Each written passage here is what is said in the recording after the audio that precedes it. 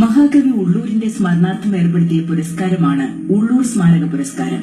ഇംഗ്ലീഷിലും ഹിന്ദിയിലും മലയാളത്തിലുമായി നിരവധി പുസ്തകങ്ങൾ രചിച്ച ജസീന്ത മോറിസ് എന്ന് അറിയപ്പെടുന്ന ഒരു എഴുത്തുകാരിയാണ്.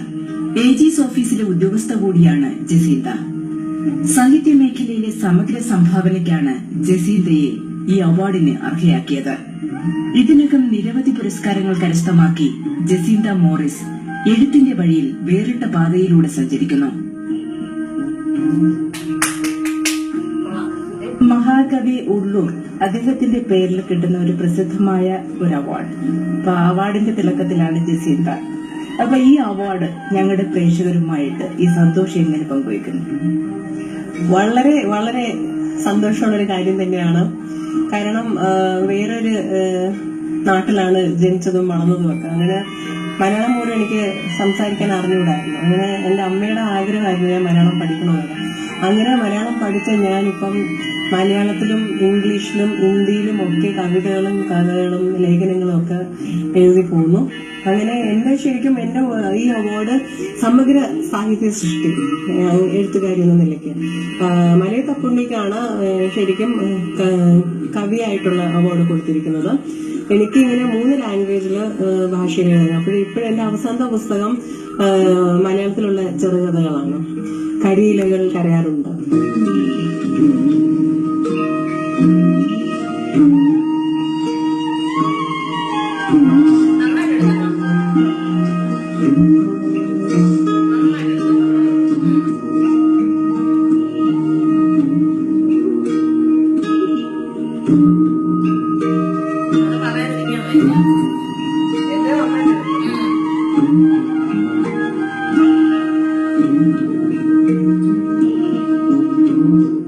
അപ്പൊ ഈ ഉള്ളൂർ അവാർഡിന്റെ ഭാരവാഹികളോട് എനിക്ക് അതിയായ കടപ്പാടും നന്ദിയുണ്ട്. കാര്യം ഇപ്പം മലയാളികൾ മൊത്തത്തിൽ എന്നെ അറിഞ്ഞിരിക്കുകയാണ്.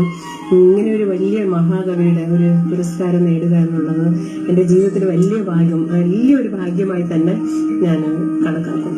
ഇപ്പൊ ഒരു ഇടക്കാലത്ത് നമ്മൾ കേട്ടതാണ് പെണ്ണെഴുത്ത്. വളരെ വിവാദമായ ഒരു സംഭവമായിരുന്നു. അപ്പൊ ഈ പെണ്ണെഴുത്ത് എന്നുള്ളത് അത് ഇപ്പോഴും നിലവിലുണ്ടോ? പെണ്ണെഴുത്ത് ആണെഴുത്തെന്ന് പറയുന്നതിൽ ഞാൻ ഒട്ടും വിശ്വസിക്കുന്നില്ല. കാര്യം ഒരുപക്ഷെ സ്ത്രീകളുടെ എഴുത്തിൽ ഒരു മയം ഉണ്ടായിരിക്കാം, അല്ലെങ്കിൽ സ്നേഹം, സഹാനുഭൂതി, ഇങ്ങനെ കുറെ വികാരങ്ങൾ ഒരു അമ്മയിൽ കാണുന്ന രീതിയിലുള്ള ഉള്ളിലുള്ള ആ വികാരങ്ങളൊക്കെ ചിലപ്പോൾ എഴുത്തിൽ വന്നിരിക്കാം. പക്ഷെ വളരെ പ്രശസ്തയായ എഴുത്തുകാരിയാണ് ജയശ്രീ മിശ്ര, നമ്മുടെ ഇന്ത്യൻ എഴുത്തുകാരി. അവര് ഒരു ബുക്ക് ഇപ്പം ആഫ്റ്റർവേഴ്സ് എന്ന് പറഞ്ഞ ഒരു ബുക്ക് എഴുതിയതിനകത്ത് അവരൊരു പുരുഷനെ ഹീറോ ആക്കിയിട്ടാണ് അവരേത്. അപ്പം അത് വായിച്ചു കഴിഞ്ഞാൽ നമുക്ക് എനിക്ക് തോന്നുന്നു എങ്ങനെ ഒരു പുരുഷന്റെ കംപ്ലീറ്റ് വികാരങ്ങൾ ഒരു സ്ത്രീ ഇത്ര ഭംഗിയായിട്ട് അതിൽ റിഫ്ലക്ട് ചെയ്യുന്നു എന്നുള്ളതാണ്. കാര്യം അങ്ങനെ ഒരു സ്ത്രീയായി ഇരുന്നുകൊണ്ട് അങ്ങനെ ഒരു പുരുഷനെ അത്രയ്ക്ക് മനസ്സിലാക്കാൻ കഴിയുമോ എന്നുള്ളത്. അതുകൊണ്ട് അങ്ങനെ ഒരു എഴുത്തിൽ ഞാൻ വിശ്വസിക്കുന്നത്, എന്റെ എഴുത്തിൽ ഞാൻ വിശ്വസിക്കുന്നത് എഴുത്തിലൂടെ നമുക്ക് എപ്പോഴും സമൂഹത്തിന് ഒരു സന്ദേശം നൽകണം എന്നാണ്. അത് നന്മയുടെ സന്ദേശമായിരിക്കണം.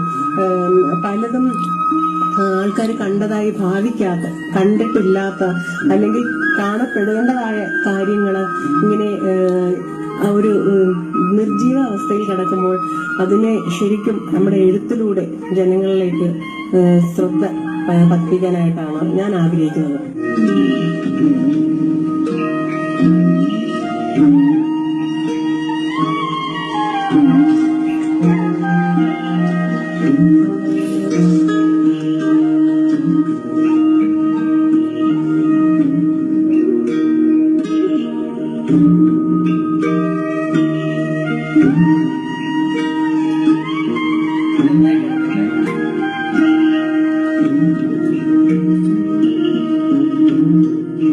എഴുത്തുകാരെ സംബന്ധിച്ച് പറയുകയാണെങ്കിൽ വൈകാരിക സമ്മർദ്ദം ഏറെ അനുഭവിക്കുന്നവരാണെന്ന് പറയും. അപ്പൊ എന്തെങ്കിലും വൈകാരികമായിട്ടുള്ള ഒരു തീവ്രമായ അനുഭവങ്ങൾ ഉണ്ടായിട്ടുണ്ടോ?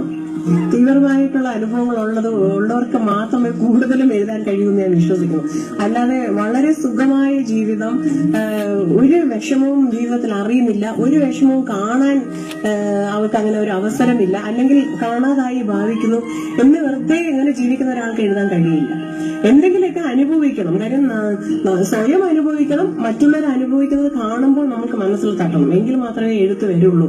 അല്ലാതെ അതൊരു പൂർണ്ണ എഴുത്ത് ആകുമെന്ന് ഞാൻ വിശ്വസിക്കുന്നില്ല. അപ്പൊ എഴുത്തിലേറെ പ്രോത്സാഹനം തരുന്നതാരാണ്? ശരിക്കും പറഞ്ഞാൽ എനിക്ക് ഞാൻ ആദ്യം എല്ലാം ഇംഗ്ലീഷിൽ തന്നെയാണ് എഴുതിക്കൊണ്ടിരുന്നത്. പിന്നെ ഓഫീസിൽ എനിക്ക് ഞങ്ങളുടെ ഹിന്ദി സെല്ലുണ്ട്.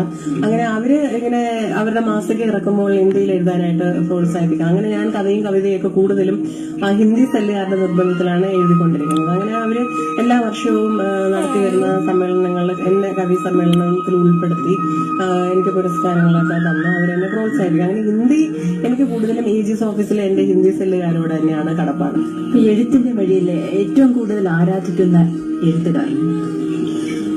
ഞാന് കൂടുതലും മലയാളം പഠിച്ചു തുടങ്ങിയ സമയത്ത് ഞാൻ ഇങ്ങനെ കാനം, മുട്ടത്ത് വർക്കി, കോട്ടയം പുഷ്പനാഥം, ഇങ്ങനെ MT വാസുദേവൻ, ഇങ്ങനെയുള്ള കുറെ എഴുത്തുകാരുടെ പുസ്തകങ്ങൾ അതിന്റെയൊക്കെ അടുത്തൂടെ നമുക്ക് പോകാൻ കഴിയില്ല.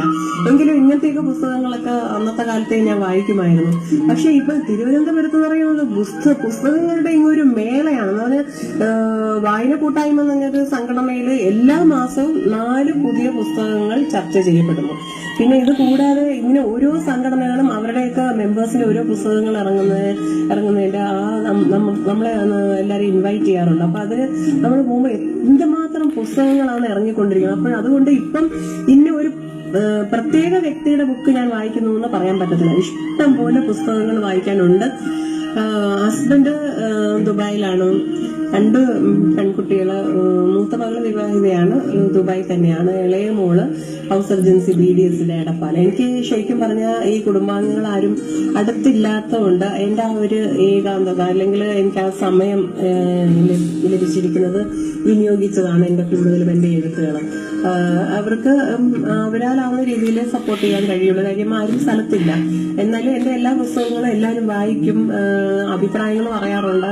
പിന്നെ ഇനിയും കൂടുതൽ എഴുതി മേലോട്ട് വരണമെന്നാണ് എല്ലാവരുടെയും ആഗ്രഹം.